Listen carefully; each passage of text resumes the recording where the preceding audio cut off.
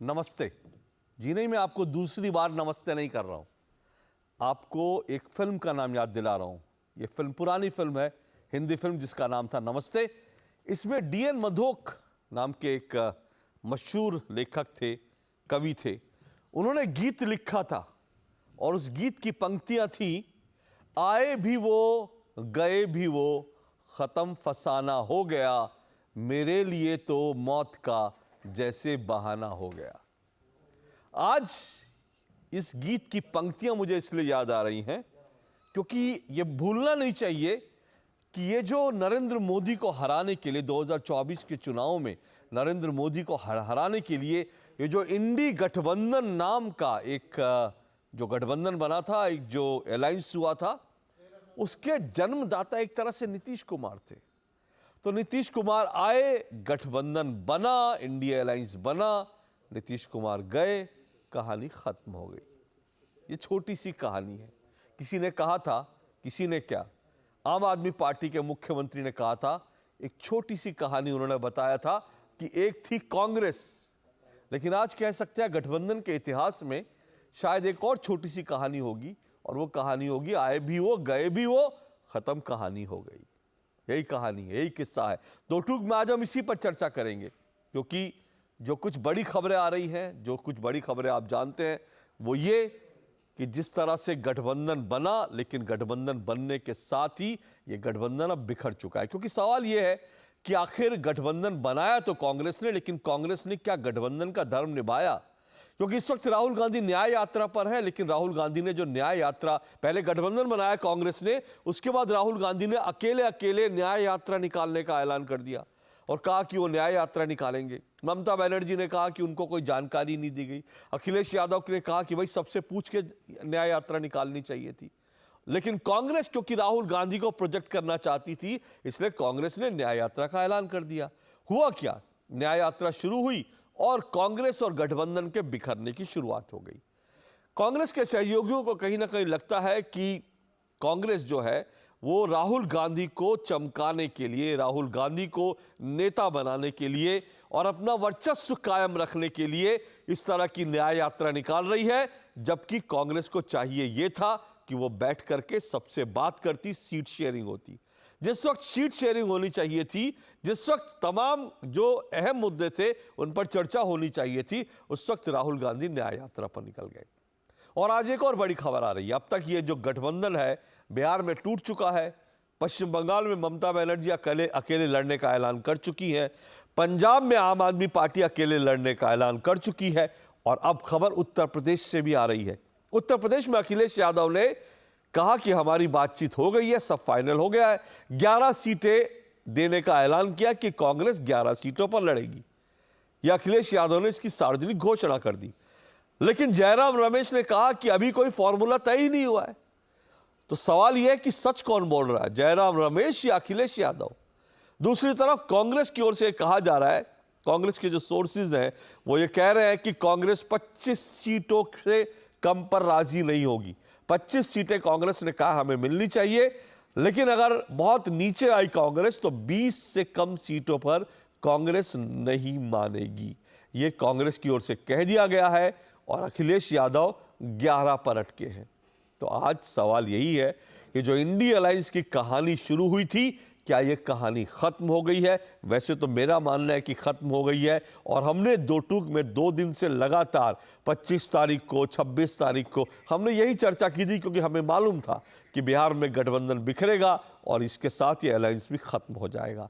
लेकिन कुछ लोग कहते हैं कि अभी भी अलायंस जो है वो कागजों पर जिंदा है।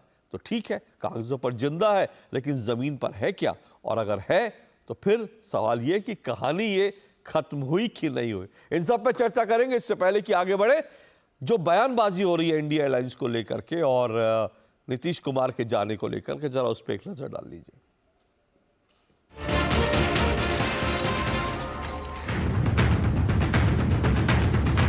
सुनिए, मेरा गला बैठा हुआ है, तो अगर कोई चिल्लाए विल्लाए तो सवाल। डर के कोई दोस्ती छोड़ रहा है, कोई पार्टी छोड़ रहा है, कोई गठबंधन छोड़ रहा है। अरे इतने डरपोक लोग अगर रहे तो क्या ये मुल्क बचेगा? क्या यह संविधान बचेगा? क्या यह डेमोक्रेसी बचेगी? इसीलिए ये आखिरी चांस है आपको वोट देने का। इसके बाद कोई वोट नहीं देगा, क्योंकि ये पुतिन, रशियन पुतिन का जो प्रेसिडेंट इलेक्शन होता ना, वैसा ही होते चले जाएंगे। अनहोली अलायंस, ये अनसाइंटिफिक अलायंस, ये अलायंस चलने वाला नहीं। और ये जो अभी इनकी अन्याय यात्रा और भारत तोड़ो यात्रा है, और ये जो इंडिया अलायंस है, ये कंसेप्चुअली फेल कर चुका है।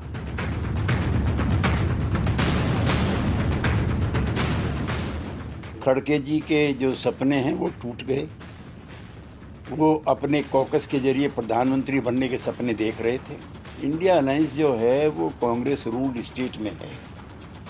यूपी में दिक्कतें हैं, तमिलनाडु में दिक्कतें हैं, बिहार में दिक्कतें हैं, पश्चिमी बंगाल में दिक्कतें हैं, आसाम में दिक्कतें हैं, महाराष्ट्र में दिक्कतें हैं। सीट शेयरिंग अगर होगी तो इट विल बी मिरेकल। जब हम अपनों को रोकने की कोशिश नहीं करते तो नीतीश जी को रोकने की कोशिश कैसे कर सकते हैं? जो ये इंडिया गठबंधन जब से बना तब से ही गंभीर बीमारियों से ग्रस्त हो गया और अंत में वेंटिलेटर गया। और फिर कल नीतीश जी ने इसका अंतिम संस्कार कर दिया। तो अब इंडिया गठबंधन का क्या होगा?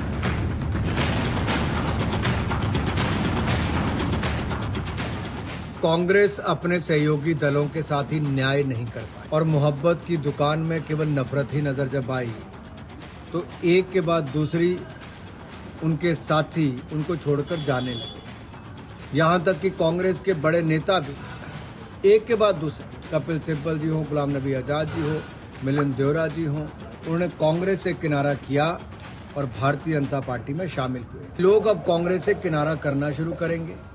एक के बाद दूसरा दल उनसे पीछा छुड़ा रहा है। और एक बात तो स्पष्ट नजर आई कि बंगाल में अगर ममता बनर्जी जी ने राहुल गांधी जी से मिलने को ही मना कर दिया, समय नहीं दिया, तो गठबंधन है भी कि नहीं, इसके ऊपर प्रश्नचिन्ह खड़े हो रहे हैं। हमें कोई सर्टिफिकेट नहीं चाहिए असम के मुख्यमंत्री से या बिहार के मुख्यमंत्री से। हमने निमंत्रण सभी को दिया है, ममता जी को भी दिया था, हमने नीतीश कुमार जी को भी कहा था, पर वो तो गिरगिट निकले।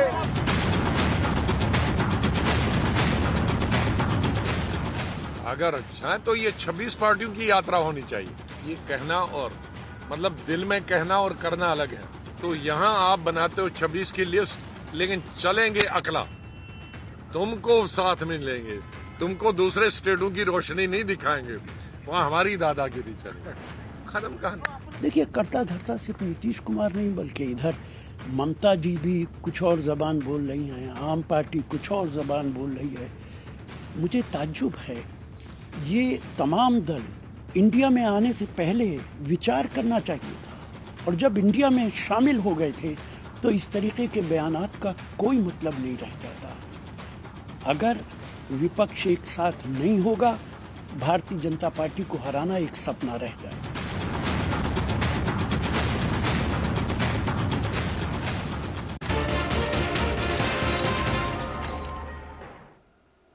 तो भारतीय जनता पार्टी को हराना एक सपना रह जाएगा, ये कांग्रेस के नेता राशिद अलवी कह रहे हैं और गुलाम नबी आजाद कह रहे हैं खत्म कहानी हो गई। जी हाँ, इसी पर आज हम चर्चा करेंगे। खत्म कहानी हो गई, और इतनी छोटी सी कहानी, सिर्फ इतने दिनों का गठबंधन था, सिर्फ इतने दिनों का साथ था, और अगर साथ आए तो साथ निभाया क्यों नहीं? साथ निभाने की मंशा क्यों नहीं थी? क्या साथ निभाने की मंशा नहीं थी? राहुल गांधी को प्रोजेक्ट करना था, राहुल गांधी को हीरो बनाना था, नेता बनाना था, इसलिए गठबंधन धर्म पीछे छूट गया, राहुल न्याय यात्रा पर निकल गए और गठबंधन की कहानी खत्म हो गई। इन्हीं सब मुद्दों पर आज दो टूक होगा। मेरे साथ आज जो चर्चा में मेहमान जुड़ रहे हैं, आइए परिचय करवा दूं। मेरे साथ शिवम त्यागी जुड़ चुके हैं, बीजेपी के प्रवक्ता है शिवम त्यागी जी। मेरे साथ तहसीन पूनावाला जुड़ चुके हैं, राजनीतिक विश्लेषक तहसीन पूनावाला जी है। आरजेडी के नेता सुभाष यादव जी मेरे साथ जुड़ चुके हैं। विष्णु पाठक जी मेरे साथ जुड़ चुके हैं, ये आम आदमी पार्टी के नेता हैं, और स्टूडियो में मेरे साथ वरिष्ठ पत्रकार स्तंभकार अवधेश कुमार जी जुड़े हैं। आप सबका बहुत बहुत शुक्रिया, स्वागत। तहसीन पूनावाला जी, मैं तो अक्सर कहता हूं कि मैं कांग्रेस के दो नेता हैं, कांग्रेस के दो ऐसे समर्थक हैं, शुभचिंतक हैं, जो कांग्रेस के बारे में सबसे अच्छी राय रखते हैं और कांग्रेस को सही दिशा दिखाने की बात करते हैं। हालांकि वो बीजेपी के कट्टर आलोचक है, मोदी के कट्टर आलोचक है, लेकिन बीजेपी से स्ट्रैटेजी वाइज अगर कोई सही रणनीति रखता है तो वो एक है प्रमोद कृष्णन और एक है तहसीन पूनावाला। लेकिन मैं अभी प्रमोद कृष्णन जी को सुन रहा था, उन्होंने कहा ये जो गठबंधन बना ये बीमारियों से पहले ही गंभीर बीमारियों से ग्रस्त था, वेंटिलेटर पे था, अब इसकी मौत हो गई। क्या कहेंगे आप? नहीं, मैं आचार्य जी का बहुत सम्मान करता हूँ और मैं उनसे बहुत ज्यादा प्रेरणा भी लेता हूँ और अक्सर उनसे फोन करते आशीर्वाद भी लेता हूँ, लेकिन इस बात से मैं उनसे एग्री नहीं करता, इत्तेफाक नहीं रखता हूँ। देखिए अशोक जी, जहां तक इंडिया अलायंस का सवाल था, ये बात बिल्कुल सही आपकी और आचार्य जी की और सभी जो राजनीति के जानकार है कि परसेप्शनली ये इंडिया अलायंस का जो नीतीश जी का जाना ये खराब लगता है, ये परसेप्शनली अच्छा लगता है। पॉलिटिक्स सारा परसेप्शन के बारे में है, लेकिन मूल बात ये है कि अब भी ये अलायंस स्टेट्स में मजबूत है, काफी स्टेट्स में मजबूत है। ये बात ठीक है कि ममता जी कम सीट देना चाहती है, अखिलेश जी कम सीट देना चाहते हैं कांग्रेस को, और उनका अधिकार है। कांग्रेस चाहे कितने भी सीट्स डिमांड करे, 25 सीट डिमांड कर दे उत्तर प्रदेश में जो आपने शुरुआत में बताया, या वेस्ट बंगाल में 10 सीट्स डिमांड करे। सच्चाई तो ये सपा और टीएमसी वहां पर बड़ी पार्टी है, तो कांग्रेस को उतनी सीट्स नहीं मिलेगी, तो ये एक बातचीत होगी, बातचीत के जरिए ये हल होगा। लेकिन जो नीतीश जी ने कहा या किया वो अनएक्सेप्टेबल था। हिंदी में अब जो शब्दकोश है, डिक्शनरी, उसमें एक नया शब्द जुड़ गया है, नीतीश करना।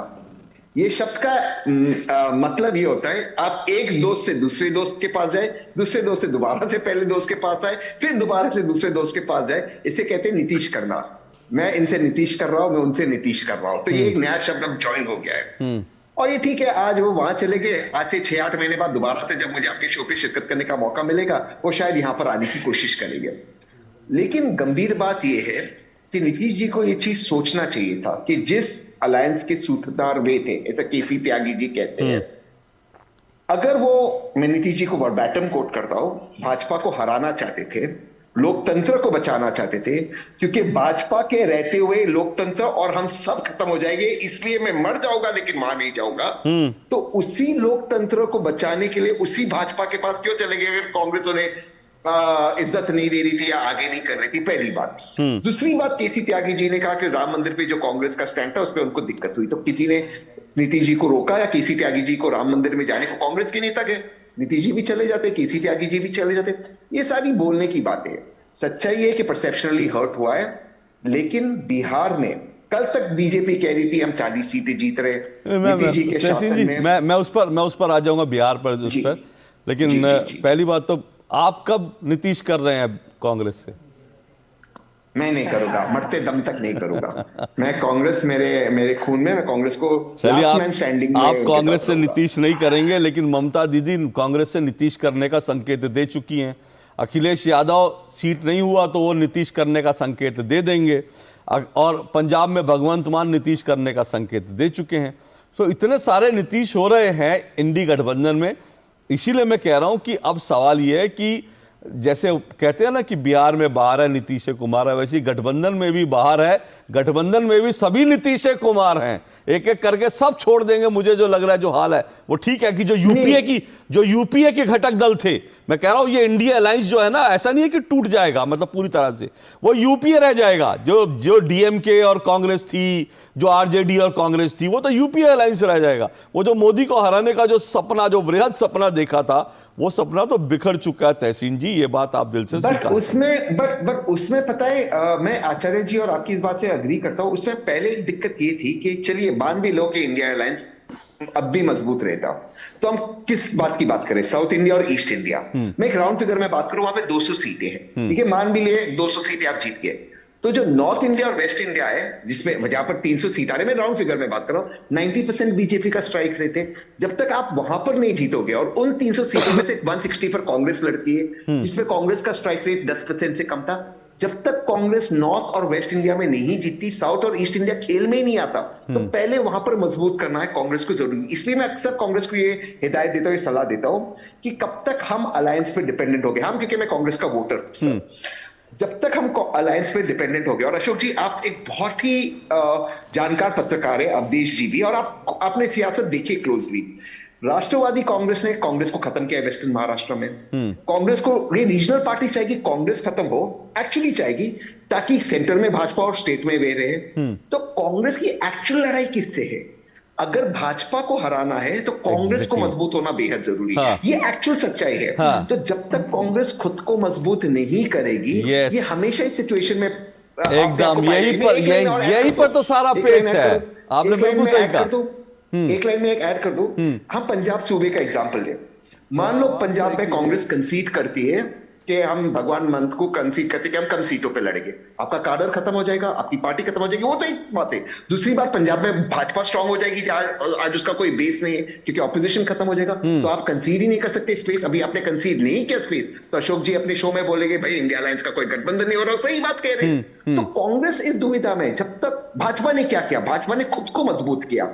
भाजपा आज से 15 साल पहले क्या आप सोच सकते थे कि भाजपा हरियाणा में, आसाम में शासन करेगी? ठीक है, आज से बिल्कुल 15 साल पहले भाजपा महाराष्ट्र में 4 नंबर की पार्टी थी। आज से 8 साल पहले किसने सोचा था कि वेस्ट बंगाल में भाजपा नंबर 2 पार्टी होगी? और जो लोग कांग्रेस के कहते हैं केरल और तमिलनाडु में भाजपा को कोई चांस नहीं, वो ये गलती कर रहे जो उन्होंने आसाम में किया। एग्जैक्टली, भाजपा वहां भी ग्रो करेगी अगर आपने बिल्कुल सही बात करी। और यही तो दिक्कत है जो गठबंधन है, इसीलिए इस गठबंधन को बार बार के बारे में बार बार बोला जा रहा है। ये स्वाभाविक गठबंधन नहीं है, क्योंकि कांग्रेस की लड़ाई जो है वो क्षेत्रीय दलों से है राज्य में, और अगर क्षेत्रीय दल जब तक रहेंगे तब तक कांग्रेस नहीं उभर सकती, और कांग्रेस मजबूत होगी तो क्षेत्रीय दल खत्म हो जाएंगे।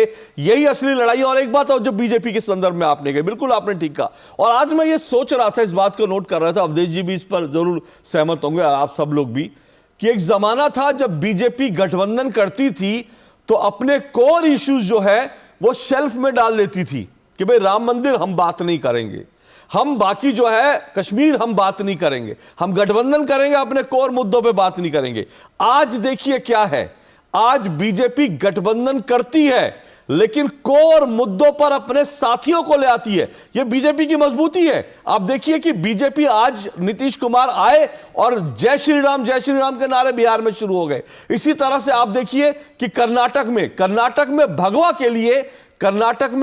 के लिए बीजेपी के साथ जेडीएस मिलकर लड़ाई कर रही है। आज जेडीएस के कार्यकर्ता जो है भगवा के झंडे के लिए बीजेपी के साथ उतरे हुए। ये जो फर्क है, ये अपने आप में बहुत बड़ा फर्क है, और इसीलिए पहले आपको मजबूत बनाना पड़ेगा। लेकिन मजबूत बनाएंगे कैसे, मैं उस पर आऊं, मजबूत बनाएंगे कैसे।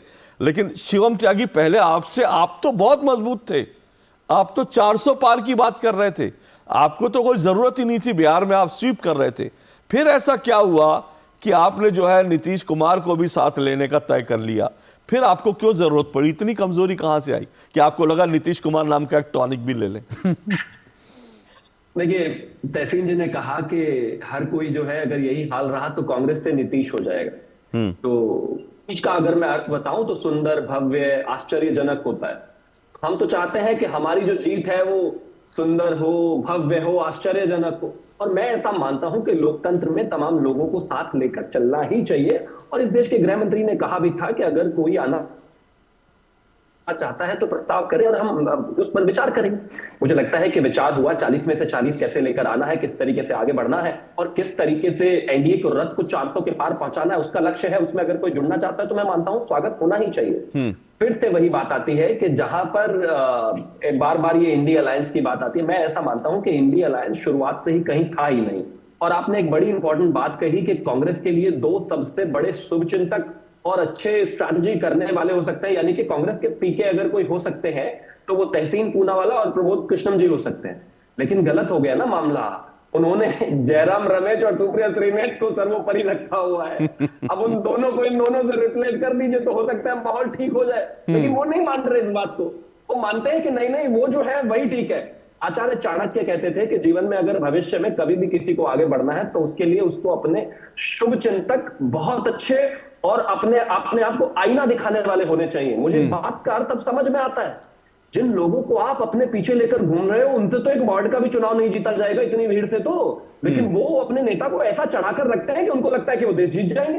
अब मैं आगे आना चाहता हूं। मैं ऐसा मानता हूं कि जिस तरीके की चीजें रही हैं, जिस तरीके से इंडिया अलायंस को बहुत बड़ा चढ़ाकर पेश किया गया, जिस प्रॉब्लम्स को जितनी भी पेचीदगियां थी उनको दरकिनार करके सिर्फ बैठकें की गई, वो आपको दिखाने के लिए बेहतर हो सकती है। वो हो सकता है कि वो टीवी पर एक तस्वीर बहुत अच्छी पेश करें, लेकिन इन रियलिटी वो कितना रिलायबिलिटी के साथ आगे बढ़ सकते हैं वो सामने दिख गया। वो एक कहावत है ना कि आसमान से गिरे खजूर पर लटके, अरे खजूर तक तो पहुंच जाते भैया, खजूर तक भी नहीं पहुंचे, आसपास ही रह गए, शुरुआत भी नहीं हुई। मैं एक चीज बहुत अच्छे तरीके से समझता हूं कि जो ये 11 सीटों वाली भी जो अखिलेश यादव वाली बात है, आप इसको अशोक जी 7% मानकर चलिए, ये भी फर्जी ही है, ये टूटेगा। इसकी वजह है कांग्रेस 11 सीटों में मानेगी नहीं, और यकीन मानिए 11 सीटों के लायक भी वो है नहीं, और अगर वो 20 कहते हैं तो 20 छोड़िए, उनको कुछ नहीं मिलने वाला है। कहीं ना कहीं जिस तरीके से राहुल गांधी को एक लार्जर देन लाइफ पिक्चर दिखाई जाती है और कहा जाता है बंद कमरे में बैठकर दैट योर गांधी, वो कहीं ना कहीं वो अहंकार उनके सर पर इस तरीके से चढ़ा हुआ है, और उसी के मद्देनजर आसपास के जितने भी लोग हैं वो उसको देखते समझते हैं और अपना रास्ता बना लेते हैं। मैं ऐसा मानता हूं कि भारतीय जनता पार्टी और एनडीए 2024 में अब की बार 400 पार करेगा ही, और इस बात को कहीं ना कहीं, चाहे वो तहसीन जी हो, चाहे कांग्रेस के और तमाम समर्थक हो, चाहे जो दूर दूर के भी लोग हैं जो हमारे साथ भी नहीं है, वो भी इसका बात को दबी जबान में मानते हैं। आप उनकी बातों में ये देखेंगे कि कांग्रेस या फिर इंडिया अलायंस चुनाव लड़ने से पहले हारा हुआ है। ओके, इंडिया अलायंस आप कह रहे हैं चुनाव लड़ने से पहला हुआ है। अखिलेश जी, ये माफ कीजिएगा अवधेश जी, मैं आपसे जानना चाहता हूं, अवधेश जी, ये कहानी खत्म हो गई है, पिक्चर अभी बाकी है? नहीं, ये तो तब होगा जब कहानी शुरू हुई होती। अच्छा, आप कह रहे हैं कहानी शुरू ही नहीं, वो तो इसलिए 5-5 बैठक हो गई। आप बैठने से मैं यहाँ बैठा हुआ हूँ तो क्या मैं डीडी न्यूज का मैं भी कंसल्टिंग एडिटर हो जाऊंगा? ये तो विचित्र है। या मैं तहसीन पुलावाला के साथ बैठा हूं? भाई बैठने में हम सब लोग एक दूसरे के साथ बैठते हैं। बैठने से क्या होता है? देखिए, ये इतनी छोटी चीज नहीं है। कोई भी गठबंधन का बनना और टूटना देश की परिस्थितियों और वायुमंडल पर निर्भर करता है। पहले ये देखिए कि ये लोग जो बैठे थे वो किस कारण से बैठे थे। दो भाव उस समय था कि भाई अगर अकेले रहेंगे तो किसी सूरत में नरेंद्र मोदी, भाजपा या पूरा संगठन परिवार विचारधारा के साथ जो आज खड़ी हो गई है, इनको हम चुनौती नहीं दे सकते हैं।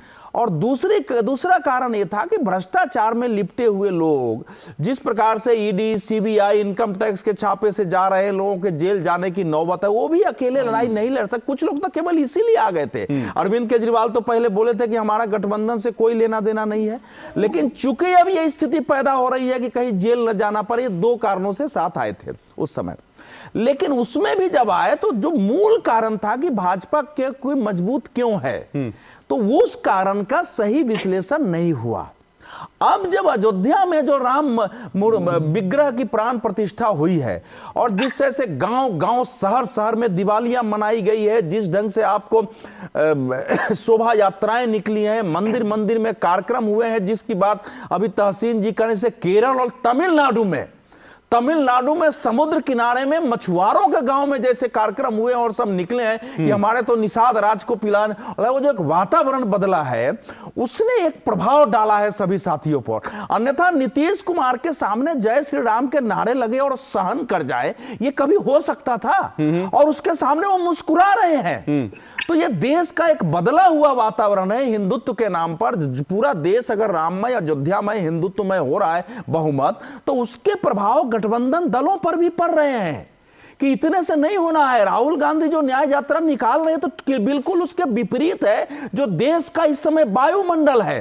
अगर वाकई अन्याय होता तो जिन राज्यों में वो गए हैं वहां गठबंधन के साथी उनका साथ तो देते। अगर INDIA के ही साथी उसका विरोध कर रहे हैं, जो होने वाले हैं, उनकी सभाएं नहीं होने दे रहे हैं, तो ये बदला हुआ वातावरण है कि ये जो बोल रहे हैं वो सही नहीं है। ममता बनर्जी को मालूम है कि हमारे पास 29% मुस्लिम वोट है, लेकिन जो हिंदुत्व का वातावरण जिस प्रकार से पश्चिम बंगाल में, जिस प्रकार से घरों से लोग निकले हैं उस दिन, जिस प्रकार जय श्री राम के नारे लगे हैं गलियों में, वो भी लोगों ने दिखाई दिया है। तो इस देश का एक वातावरण बना है जिसकी पहली घटना आपको इस रूप में दिखाई दे रही है। आने वाले समय इतना ही नहीं रहेगा। INDIA जो जिसको मैं तथाकथित बोलता हूं, जिसके की अयोध्या घटना के बाद नीतीश जी ने गर्भ में पैदा होने से पहले ही उसकी मृत्यु के की ओर उसको अग्रसर करा दिया। आप कह रहे हैं अयोध्या की घटना के कारण नीतीश कुमार ने फैसला लिया? तो और क्या था? पटना में अगर 50-50 जुलूस भव्य देख रहे हैं तो बताया ना कि भैया वातावरण तो एक भी सीट नहीं मिलेगी बिहार में। नीतीश कुमार का जो अपमान हो रहा था वो, अरे भाई तो नीतीश का अचानक नहीं, ये तो दोनों बातें थी ना कि कांग्रेस इस स्थिति को नहीं समझ रही थी कि नरेंद्र मोदी का, भाई त्यागी जी ने अपने बयान में बोला तो है कि जिस ढंग से नरेंद्र मोदी की लोकप्रियता है और जिस ढंग से व्यवस्थित तरीके से भाजपा काम कर रही है, उन्होंने हिंदुत्व शब्द नहीं कहा है, लेकिन उनका भाव यही था कांग्रेस उसको समझ ही नहीं रही है, नेतृत्व हड़पने के लिए वो षड्यंत्र कर रही है। तो वो जो एक वातावरण है, मैं आपको कह रहा हूं आने वाले समय में आप देखिए तमिलनाडु में भी अलग अलग राज्यों में या तो दल आएंगे बीजेपी के साथ या नेता छोड़ के आ सकते हैं। ये देश का वातावरण, बड़ी बात कह रहे हैं कि आप कह रहे हैं कि पंजाब में अकाली दल बीजेपी का गठबंधन हो जाए। हाँ, ये नहीं, पंजाब वाली बात जो कह रहे हैं उस बात से मैं सहमत हूं, लेकिन आप अगर कह रहे तमिलनाडु में ऐसा बदलाव तमिलनाडु में तो निश्चित बदलाव होना है। तमिलनाडु में कोयम्बटूर का सुनिए, सुनिए ना, कोयम्बटूर में आज मेरी बात हो रही थी, कोयम्बटूर में एक भी ऐसा हिंदू का परिवार नहीं था जो उस दिन सड़क पर नहीं आया है। ये कोयम्बटूर का वातावरण 93,000 जल्दी से रिस्पॉन्ड कर दीजिए, मुझे ब्रेक लेना है। ब्रेक के बाद मैं सुभाष जी और विष्णु जी के पास जाऊंगा। जल्दी से आप रिस्पॉन्ड करना चाह रहे हैं कुछ?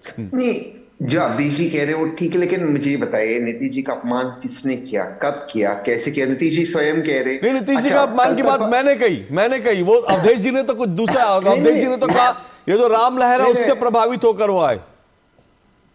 दोनों कारण था, राम लहर नहीं समझ पा रही थी कांग्रेस। नीतीश जी किसी भी कारण गए, सवाल है उन्होंने अपने प्राण पर कसम खाई थी कि जान चले जाए मान नहीं जाएगा। भाजपा ने उनको अक्यूज किया था। सुशील मोदी जी ने कहा था कि जितने भी इलीगल शराब की डिलीवरी होती है सारे गैंग के मालिक नीतीश जी है।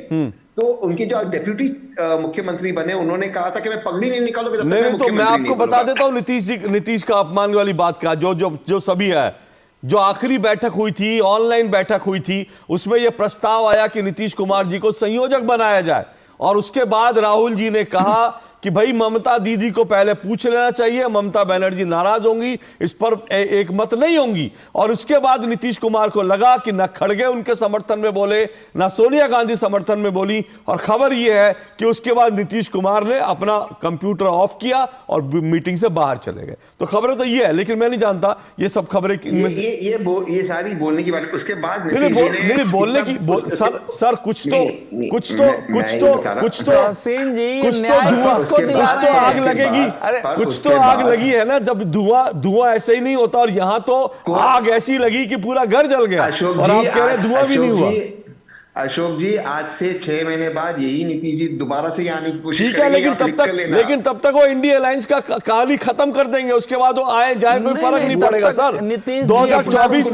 2024 निकलने के बाद शायद 2024 बीतेगा तो उसके बाद बीजेपी भी कितना नीतीश कुमार जी के साथ चाहेगी ये भी देखने वाली बात होगी। लेकिन मैं उस डिबेट में नहीं जाता, क्योंकि अभी लड़ाई 2024 की है और जो सारे गेम है वो 2024 के लिए, इस बात को याद रखिए। इस छोटे से ब्रेक के बाद आता हूं, सुभाष जी आपके पास आऊंगा बिहार का पर्सपेक्टिव लेने के लिए, और साथ से मैं विष्णु पाठक जी के पास भी, इस ब्रेक के बाद।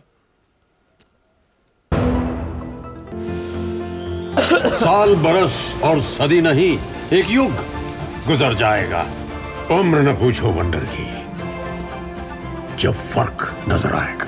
वंडर सीमेंट, फर्क नजर आएगा। मुथूट फाइनेंस भारत का नंबर 1 सबसे भरोसेमंद financial services brand. Gold loan के लिए अभी कॉल करें 1-800-313-1212।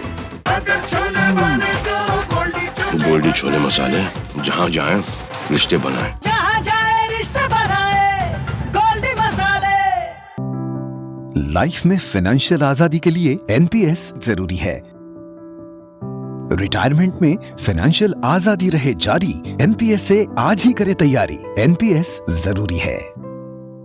मोदी सरकार की गारंटी, सबका अपने पक्के घर का सपना होगा पूरा। 4 करोड़ पक्के घरों का निर्माण, हमारा संकल्प विकसित भारत।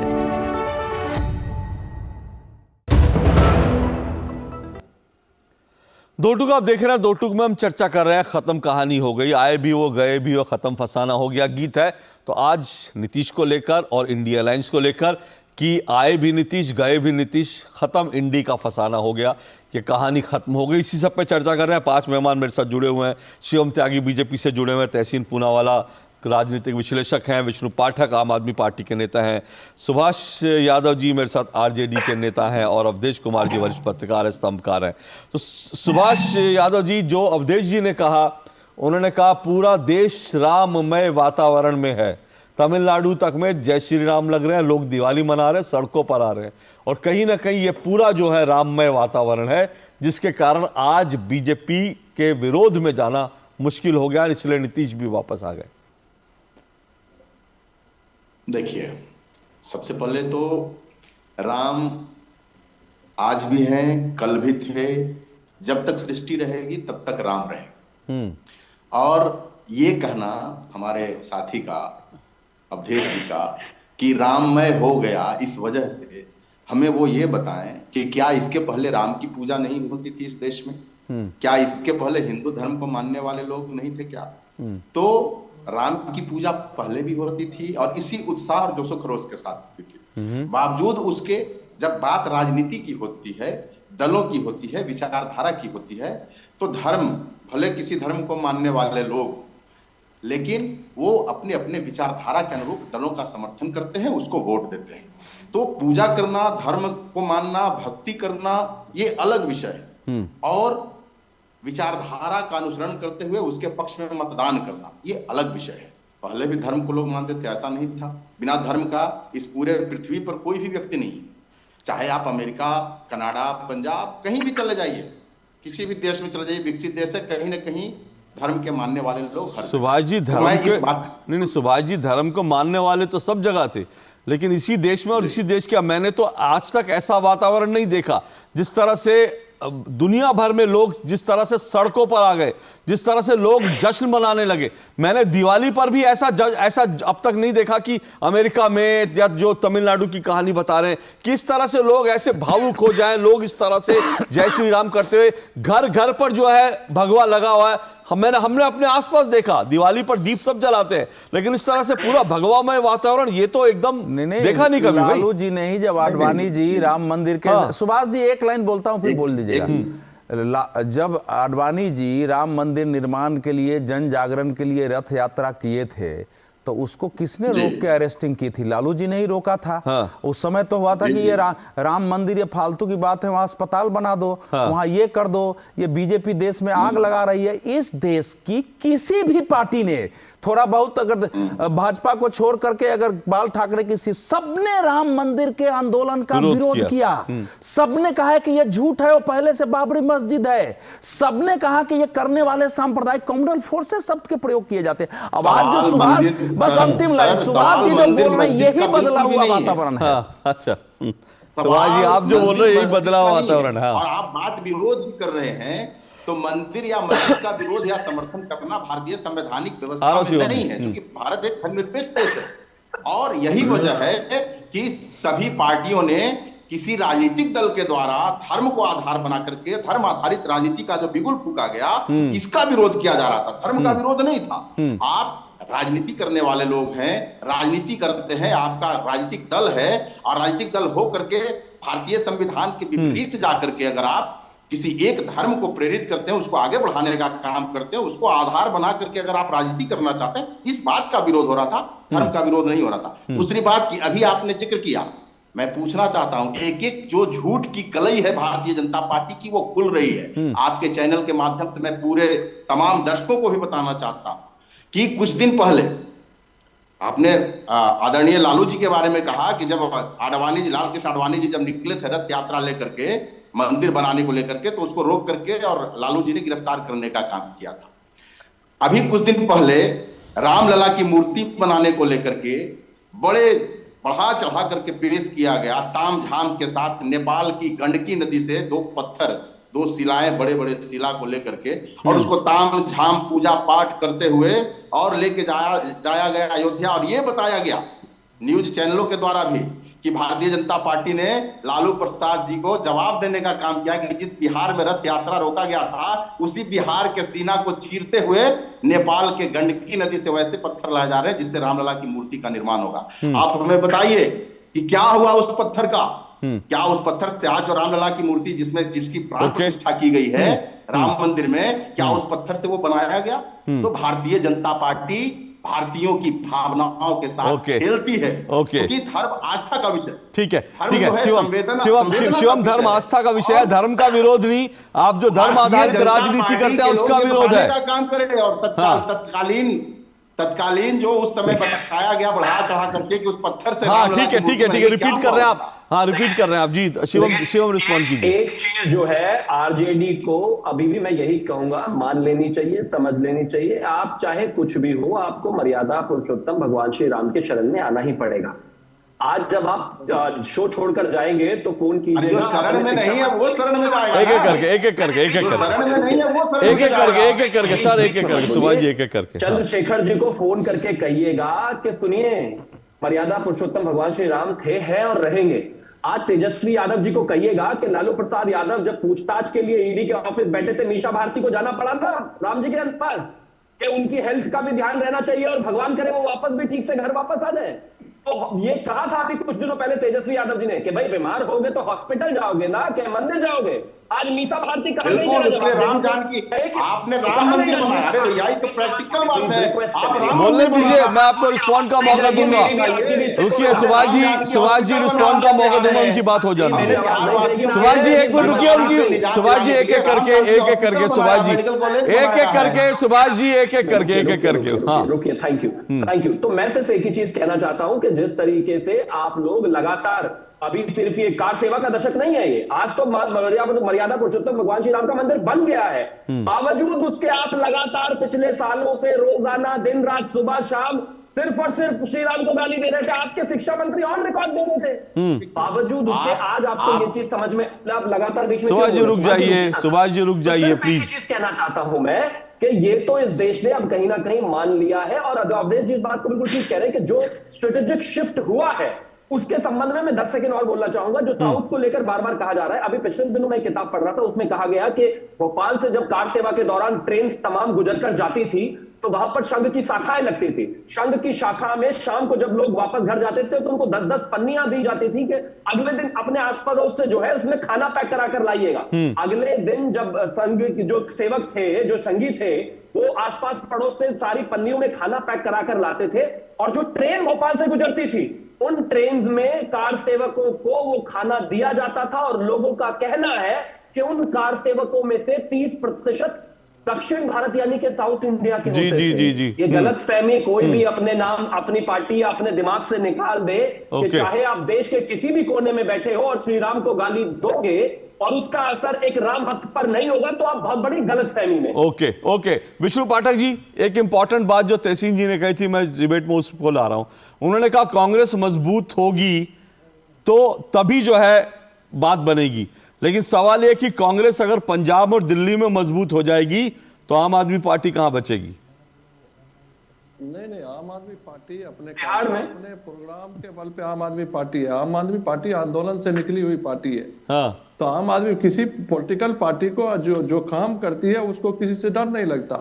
आम आदमी पार्टी कोई प्रोपगंडा खड़ा करके राजनीति नहीं करती। आम आदमी पार्टी ने दिल्ली में, आपको पता है तो दिल्ली के लोगों को सुविधा दे रही है, दिल्ली के लोगों का काम कर रही है। तो दिल्ली के लोगों को क्या दे रही है? सुनिए दिल्ली के लोगों को क्या दे रही है? मेरा आज डिबेट का विषय वो नहीं है। डिबेट का विषय यह है कि दिल्ली में कांग्रेस को क्या दे रही है, पंजाब में कांग्रेस को क्या दे रही है। नहीं, दिल्ली में कांग्रेस को क्या दे रही है, पंजाब में क्या दे रही है, अभी उसका डिसाइड होना बाकी है। अभी हुआ कुछ नहीं है। भगवान मान जी ने तो कह दिया। अशोक जी एक अपडेट करने दीजिए हमको एक अपडेट करने दीजिए आप। कोई ऐसा है कि पंजाब में अगर कांग्रेस अलग लड़ती है आम आदमी पार्टी, कोई नई बात तो है नहीं। लेफ्ट पार्टी केरल में 2019 की बात बताता हूं, लेफ्ट पार्टी केरल में आमने सामने लेफ्ट और कांग्रेस लड़ी। बंगाल में लेफ्ट और कांग्रेस का गठबंधन था। ये तो कोई नई बात तो है नहीं। असल बात है कि हम लोग इंडिया गठबंधन के साथ हैं। हम जब जीत के आएंगे तो इंडिया गठबंधन के साथ रहेंगे। दूसरी बात आपको कहना चाहता हूँ, एक अलग तरह का जो है वो खरा कि आप देख, बहुत बढ़िया कहा कि विष्णु पाठक जी, सुन लीजिए सर, विष्णु पाठक जी सुनिए मैं क्या कह रहा हूँ, मैं आपकी क्लैरिटी की दाद देता हूं। आपने कितनी क्लैरिटी से कहा भाई हम पंजाब में भगवंत मान जी ने कह दिया कि 13 की 13 सीटें हम लड़ेंगे। दिल्ली में आप कह रहे हैं कि दिल्ली में 7 की 7 सीटें आम आदमी पार्टी लड़ेगी, जीत जाएगी तो हम गठबंधन में है ना, बाकी लड़ेंगे सब आपस में ही। मैंने अपना विचार दिया, मैंने अपना निजी विचार दिया कि ऐसा हुआ है। अगर कुछ ऐसा होता है तो ये पहली बार नहीं हो रहा है। दूसरी बात मैं कहना चाहता हूं सर, फिर सर गठबंधन कहां है, सवाल ये है फिर गठबंधन किस लिए? नहीं फिर मुझे बताइए विष्णु जी फिर मुझे बताइए, गठबंधन के पीछे जो एक मूल सोच थी, मूल अवधारणा थी, वो ये था कि बीजेपी के मुकाबले में एक गठबंधन के पीछे है, तो बताइए ना। यही तो मैं पूछ रहा हूं, अवधारणा तो ये थी ना कि मोदी के उम्मीदवार के मुकाबले में एक उम्मीदवार दिया जाएगा। अब पंजाब में जो है आम आदमी पार्टी कांग्रेस दोनों लड़ेंगी, दिल्ली में आम आदमी पार्टी कांग्रेस दोनों लड़ेंगी, तो वो कहां रह गया आइडिया? वो आइडिया ऑफ इंडिया कहां गया? नीतीश जी के साथ नीतीश कुमार हो गया। ऐसा सुनिए ना, ऐसा अभी कुछ हुआ नहीं है। जो आप कह रहे हैं ऐसा हुआ नहीं। अगर ऐसा होता है तो इसमें क्या, मैं जो अभी तक सुना हूं थोड़ा बहुत वो कहना चाहता हूं। अभी इन्होंने कहा कि पूरा राम में है, वहां की दिवाली हमने भी मनाए, हमने भी सुंदरकांड का पाठ करवाया 21 तारीख को, 22 तारीख को हमारे पूरे घर के लोग राम जी की पूजा में करता हूं। इसका मतलब मैं बीजेपी का वोटर नहीं हूं, मेरी सुन लीजिए। हमारे जैसे और करोड़ों लोग हैं, देश के लोगों के पास समस्या है तो उनके साथ बेरोजगारी की समस्या है, उनके साथ जो है सो और बाकी महंगाई की समस्या है, उनके साथ काम धंधे का रोजगार का समस्या है। देश की समस्या है, उस समस्या पे लोग वोट देंगे। क्योंकि सरकार का एक बहुत बढ़िया काम हुआ, हम लोग शुरू से कह रहे हैं आपके चैनल के माध्यम से कि ठीक है, एक विवाद खत्म हो गया, मंदिर बन गया, हमारी आस्था है, हम डेली पूजा करते हैं, वो हमारी आस्था है। पर नानी तो नहीं चाहती थी वहां पे, नानी तो मंदिर नहीं चाहती थी। अरे विष्णु जी, नानी तो मंदिर नहीं, सुनिए है क्या, देखिए है क्या, एक मिनट रुकिए, एक मिनट, है क्या? पहले नानी मंदिर नहीं चाहती थी, अब नानी को भी नानी याद आ गई कि बिना सुंदरकांड का पाठ किए इस देश में राजनीति नहीं चलेगी, इसलिए नानी को भी नानी याद आ गई। इसीलिए मुहावरा बना था विष्णु पाठक जी, इसीलिए मुहावरा बना था कि नानी याद आ जाती है। आज सबको अपनी नानी याद आ रही है और सब सुंदरकांड का पाठ करवा रहे हैं। आम आदमी पार्टी ने, पूरे पार्टी ने, आप जहां तक हम सभी पार्टी के सारे नेताओं ने, कार्यकर्ताओं ने उस दिन अलग अलग जगहों पर जुलूस किया और जो भी, क्योंकि नानी याद आ गई थी, जो भी उनका, क्योंकि नानी याद आ गई राम लहर को देखकर। नहीं आप ये बयान तो अरे बयान क्या, मैं तो अरविंद केजरीवाल जी का बयान कह रहा हूँ, मैं बयान क्या कर रहा हूँ। विषय पे आइए ना, एक चीज विषय पे आइए। मैं एक चीज कहना चाहता हूँ कि लेकिन भारतीय जनता पार्टी राम मंदिर बना के और चारों तरफ से बीजेपी शुभम भाई की तरफ से और अवधेश बाबू की तरफ से आ रहा है कि मद्रास में दिए जलाए गए, अमेरिका में दिया जलाएगा, ठीक बात है। राम जी शिवम त्यागी बातें हैं, शिवम त्यागी, जिन लोगों ने करके नीतीश जी को लिए, जिनके लिए दरवाजे बंद हो गए थे, उनको लड़ने की आवश्यकता कहां से पड़ गई? शिवम त्यागी, आज के तारीख में सबसे ज्यादा भयभीत अगर कोई पॉलिटिकल पार्टी है तो भारतीय जनता पार्टी।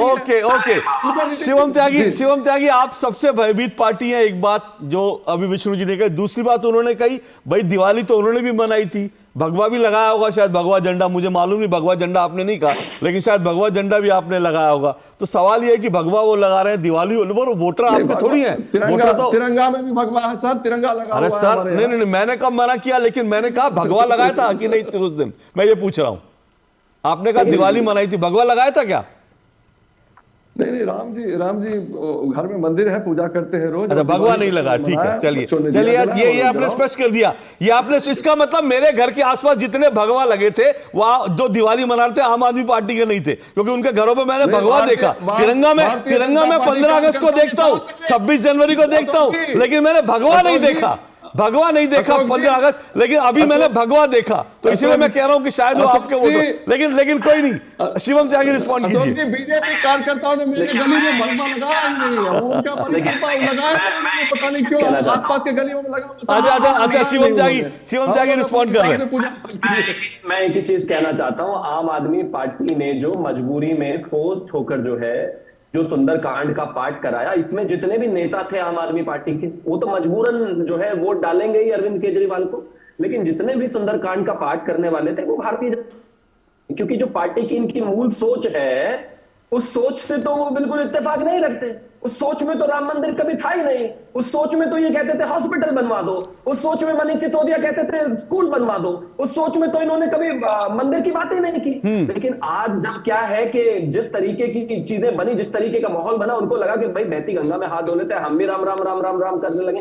ठीक है, राम राम आपने किया, स्वागत है, लेकिन इसकी मूल भावना क्या है वो देश जानता है। और दूसरी एक और भी बात है, सिर्फ हिंदुस्तान में नहीं, मुझे लगता है दुनिया में अगर जिस तरीके की बात करें, 7.9 बिलियन लोग हैं, अप्रोक्सीमेटली 8 बिलियन लोग हैं, उसमें से हर 6वां 7वां आदमी जो है हिंदुस्तानी है। और मैं ऐसा मानता हूं दुनिया में कहीं पर भी हिंदुस्तानी रहा होगा उसको खुशी हुई होगी।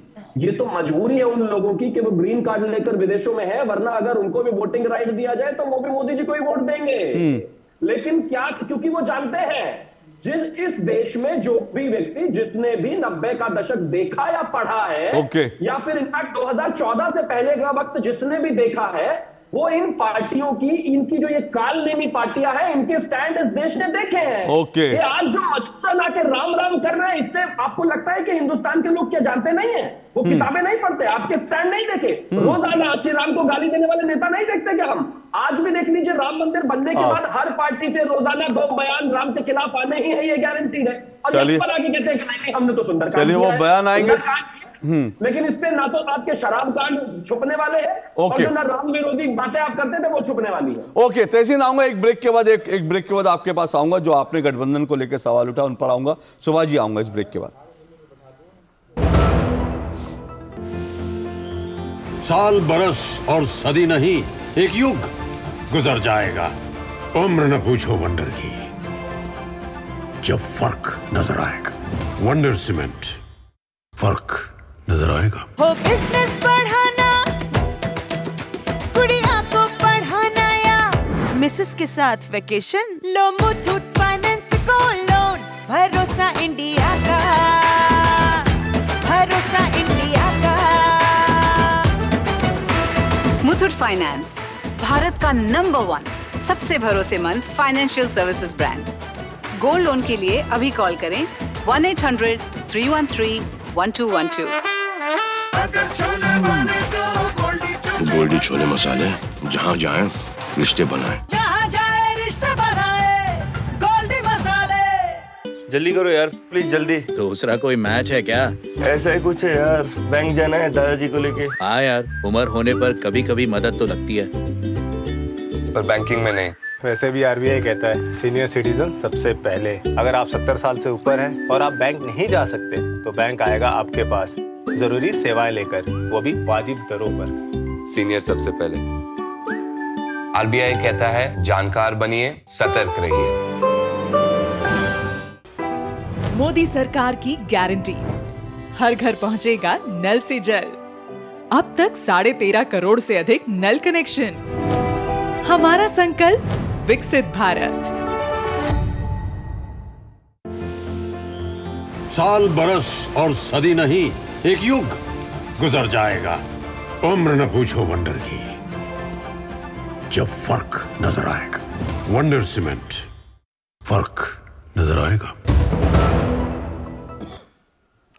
चलिए, 2 टूक आप देख रहे हैं और 2 टूक में इंडी गठबंधन की खत्म कहानी हो गई, इसी पे चर्चा कर रहे हैं। तहसीन पूनावाला जी, अभी बड़े ईमानदारी से मैं आपसे पूछता हूं, जो अभी विष्णु पाठक जी ने कहा कि पहले भी होता था, केरल में अलग अलग लड़ते थे मिल करके, तो फिर उसी तरह से अगर यहां भी अलग अलग लड़ेंगे तो उससे क्या फर्क पड़ता है? पर क्या इंडी गठबंधन उससे रहेगा? अगर इसी तरह से अलग अलग लड़ना तो फिर गठबंधन है किस लिए? मैं उसका जवाब देता, लेकिन उसके पहले मैं एक बात कहना चाहता था कि जो विष्णु जी को सवाल पूछा गया था भगवे के बारे में या उनकी आस्था के बारे में या आम आदमी पार्टी की आस्था के बारे में, मैं ये मानता हूं कि जो सबसे ज्यादा ये बताने की कोशिश करते हैं, मैं भाजपा के समर्थकों की बात करता हूं कि उनकी आस्था सबसे ज्यादा है, वही सबसे बड़े कम आस्तिक होते, आस्था में कम विश्वास रखते हैं। मेरे घर में, मेरे व्यक्तिगत घर में भगवा ध्वज हर मकर संक्रांति को, और मैंने ट्वीट भी किया है, फोटो कई बार ट्वीट किया है, हम लगाते, हम तिरंगा भी लगाते, मैं तिरंगा भी पहनता हूं, मेरे हाथ पे भी तिरंगा है। हमें दिखाने की जरूरत नहीं होती है। ये जो भाजपा के समर्थक है ना, इनको भी दिखाने की जरूरत थी। मां सीता का अपहरण करने के लिए जो रावण है वो भी भगवा पहन कर आए थे, वो भी उन्होंने दिखाने की कोशिश की थी, बड़े आस्तिक थे। निकले क्या वो हम भी जानते हैं। ये भाजपा बिल्कुल वैसे ही दिखाना है। कालनेमी की जिक्र किया मेरे दोस्त शिवम त्यागी ने, वो भी भगवाई पे थे, भगवान हनुमान को रोकने की कोशिश की थी, वो भी दिखाए, वो बहुत आस्तिक थे। नहीं थे वो धर्म के रास्ते पे नहीं चल रहे थे, भाजपा के समर्थक भी नहीं चलते। आप सोचिए, जो बात करें कि ग्रीन कार्ड वाले भी अगर जाते तो मोदी जी को वोट करते, वही वोट करेंगे। लेकिन वहां जाकर मोदी जी को चेयर करना वो अलग बात है, उनका अधिकार है। 2 लाख लोगों ने पिछले कुछ वर्षों में अपना सिटीजनशिप छोड़ा है। अशोक जी, सिटीजनशिप सबसे रिकॉर्ड माइग्रेशन भारत के बाहर आज हो रही है। क्यों हो रही है? अब कीजिए, आप वर्तमान सरकार को चेयर कीजिए, आपका अधिकार है, तो छोड़कर क्यों जा रहे? सबसे ज्यादा इलीगल माइग्रेशन कौन से सूबे से हो रही है? कितने प्लेन को रोके गए? क्यों रोके गए? हमारे पुणे के अंदर, मेरे घर के कुछ देर बाद, मेरे दोस्त की कंपनी में तो एक इंजीनियरिंग के पद के लिए, एक इंजीनियरिंग के जूनियर पद के लिए 2 लाख लोग लाइन में खड़े थे। स्टार्टअप्स में अब स्टार्टअप विंटर चल रहा है, लोगों को निकाले जा रहे, रोज के 25,000 नौकरियां छूट गई।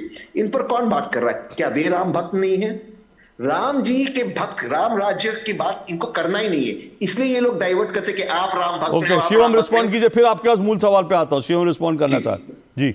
Thank you. सबसे पहले तो मैं एक ही चीज कहना चाहूंगा, जो तहसीन भाई ने कहा कि कालनेमी है और ये तमाम चीजें, तहसीन भाई मुझे लगता है कि अब तो कांग्रेस को कम से कम सर्टिफिकेट नहीं देना चाहिए। इस देश की जनता ने सर्टिफिकेट दिया, इस देश के लोगों ने सर्टिफिकेट दिया, और इस देश में अब आप बदल नहीं सकते। अब ये आप जो ये मुखौटे लगाकर रखते हैं वो रखे नहीं जा सकते भाई।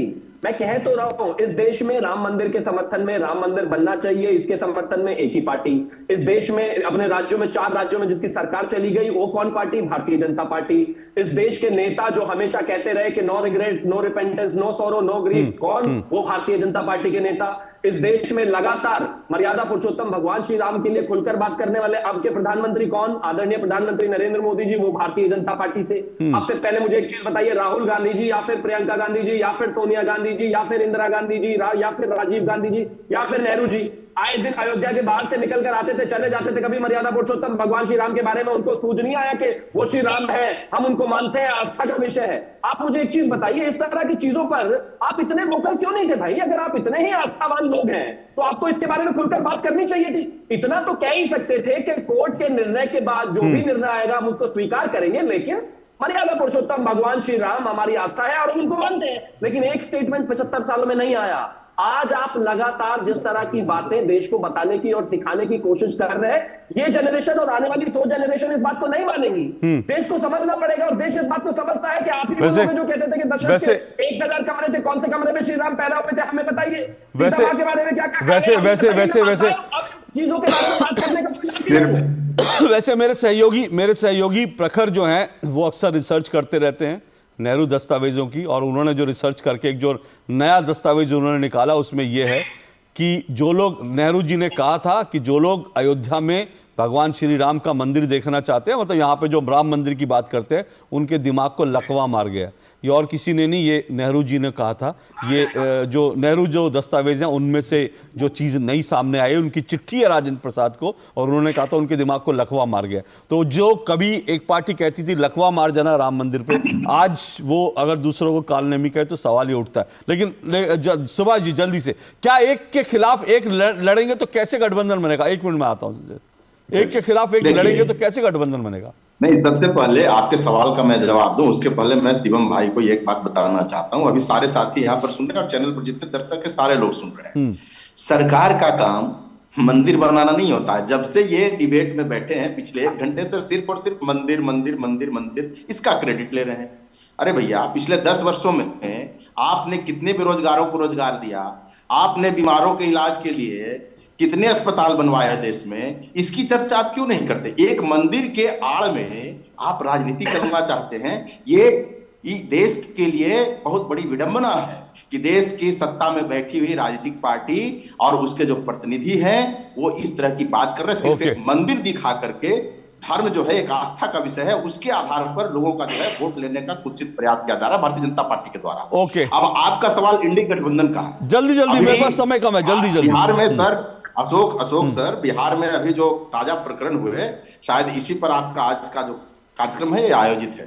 अभी जैसे ही कुछ दिन पहले नवादा आए थे गृह मंत्री अमित शाह जी, उन्होंने कहा था कि मैं बड़ा चिल्ला करके बोले थे कि मैं बता देना चाहता हूं पूरे बिहार वासियों को कि अब जो है सारे दरवाजे बंद हो गए, लिए बंद हो। बिल्कुल ठीक है, नीतीश कुमार जी ने भी कहा था। लेकिन जैसे ही गलबहियां हुई, एक मिनट सर, जैसे ही गलबहियां हुई तो कहा गया कि ये स्वाभाविक गठबंधन है, नेचुरल अलायंस है। ओके, मेरे पास समय कम है, मेरे पास समय कम है, डिबेट के अंतिम चरण में हूं, डिबेट के अंतिम चरण में समय कम है। शिवम जल्दी से रिस्पॉन्ड कर दीजिए। देखिए, मैं सिर्फ एक ही चीज कहना चाहता हूं कि मर्यादा पुरुषोत्तम भगवान श्री राम के मंदिर का ही विषय नहीं है, और सिर्फ इस चीज का विषय नहीं है, सांस्कृतिक आजादी का भी विषय है। सुभाष जी प्लीज मुझे आपकी आवाज नीचे करवानी पड़ेगी। सुभाष जी की आवाज नीचे कर दीजिए प्लीज, मैंने कहा ऐसे नहीं। सुभाष जी ऐसे नहीं, मैं अंतिम चरण में हूं, मैं ऐसे नहीं जी। व्यवस्था 10वें नंबर थी, वो आज 5वें नंबर पे है। आप कहते हैं कि हम इकोनॉमिक स्तर पर काम नहीं करते, हम बताते हैं ईज ऑफ डूइंग बिजनेस पे हम 162वें नंबर पे, आज 63वें नंबर पे है। फिर क्या हम इकोनॉमी के लिए काम नहीं करते? जहां तक बात पर कैपिटा इनकम की है, हम उसको बढ़ाकर लेकर आए, क्या हम काम नहीं करते? सबसे ज्यादा स्टार्टअप्स पिछले 4 साल में बिल्ड हुए हैं, क्या हम इकोनॉमी पर काम नहीं करते? इसके अलावा और तमाम चीजों पर भी भारतीय जनता पार्टी की सरकार इंफ्रास्ट्रक्चर में जो 70 साल में काम नहीं हुआ वो हमने मात्र 9 साल में कर दिया। क्या हम इकोनॉमी पर काम नहीं करते? लेकिन इन सब के साथ हम मर्यादा पुरुषोत्तम भगवान श्री राम के आशीर्वाद को भी पूरी तरीके से मानते हैं, और मैं मानता हूं एक राष्ट्र का कल्याण प्रभु के आशीर्वाद के बिना असंभव है। ये दोनों चीजें साथ चलती हैं जो अवधेश जी सिर्फ 30 सेकंड में जल्दी, क्योंकि आपने कहा था कि तमिलनाडु तक में जो है जय श्री राम हो रहा है, लेकिन जो हमारे विरोध में, जो यहाँ पर जो बीजेपी के विरोध में बैठे हैं, उनका कहना है राम मंदिर बनाने से थोड़ी हो जाएगा, बाकी मुद्दों पर कब कैसे बात। 30 सेकंड में तो सबको प्रणाम ही कर सकता नहीं, आप 40 ले लीजिए। तो थोड़ा बहुत जो सुभाष भाई प्रश्न उठा रहे थे, शालिग्राम जो आई थी उसका पूरा उपयोग हुआ है, आगे भी उसमें कई मूर्ति बनाए जाने हैं। तो शालिग्राम शिला की जो बात कर रहे हैं वो आया था, वो अब देख रहे हैं मूर्ति भी काली है, उसमें पूरा उपयोग हुआ है, आगे भी होगा। ऐसे अनैतिक तरीके से कोई काम सुभाष जी नहीं होता है, आलोचना की तरह करना चाहिए। दूसरी बात है कि देखिए राम मंदिर इस समय, मतलब हम लोग भी चाहते हैं कि राम मंदिर के आधार पर जो है राजनीति नहीं हो, लेकिन इस प्राण प्रतिष्ठा को राजनीति का मुद्दा विपक्ष ने बना दिया है। सुन लीजिए विष्णु जी, राम मंदिर के प्राण प्रतिष्ठा को विपक्ष ने मुद्दा बना दिया है। न तो वहां भाजपा का बैनर था, न झंडा था, न कोई ये कार्यकर्ता घूम रहा था कि हमने मंदिर बनाया है, हमारे यहाँ काम करिए। तो विपक्ष ने बार बार की भाजपा कर रही है, जब आपने उसको मुद्दा बना दिया है तो देश से तय करेगा कि भैया अब हमको क्या करना है। और रही बात आस्था की, देखिए आस्था का प्रश्न केवल राम मंदिर नहीं है। राम मंदिर हमारे देश के मान बिंदुओं को, हमारे देश के चेतना केंद्र को, हमारे देश के चरित्रता नैतिकता बनाए रखने और अंतःशक्ति देने के केंद्र को ध्वस्त करने के विरुद्ध एक आध्यात्मिक राष्ट्र के भाव को फिर से पुनर्जीवित करना है। कोई राम को मान भी सकता है, नहीं मान सकता है, लेकिन वो मंदिर इस बात का प्रमाण है कि जो कुछ भी 1000 साल 500 साल पहले किया गया था वो चक्र घूम के दूसरी दिशा में जा रहा है। उसमें कोई राम को मानेगा नहीं। चलिए राम का मुद्दा तो सवाल राजनीतिक रूप से तो छोड़ दे, लेकिन बड़ी बात यही है कि इंडिया अलायंस का क्या होगा अभी तो वो सोच रहे हैं, क्योंकि राम जी से तो कोई लड़ नहीं पाया। लेकिन हम उनके वोटर नहीं है, लेकिन इनके श्रीमती जी से जाके पूछा जाए, इनके माता पिताजी से जाके पूछा जाए तो पता चल है किसको। सर मैं ओवर शूट कर रहा हूं, लेकिन मैं सिर्फ एक ही बात कर, राम जी से तो कोई लड़ नहीं सकता है, लेकिन लड़ना तो मोदी जी से है ना। तो मोदी जी से लड़ना तो पहले गठबंधन तो बना लीजिए, गठबंधन नहीं बनाएंगे तो मोदी जी से भी कैसे लड़ेंगे, सवाल तो ये। लेकिन फिलहाल आज के लिए इतना ही। सभी मेहमानों का शुक्रिया, नमस्कार।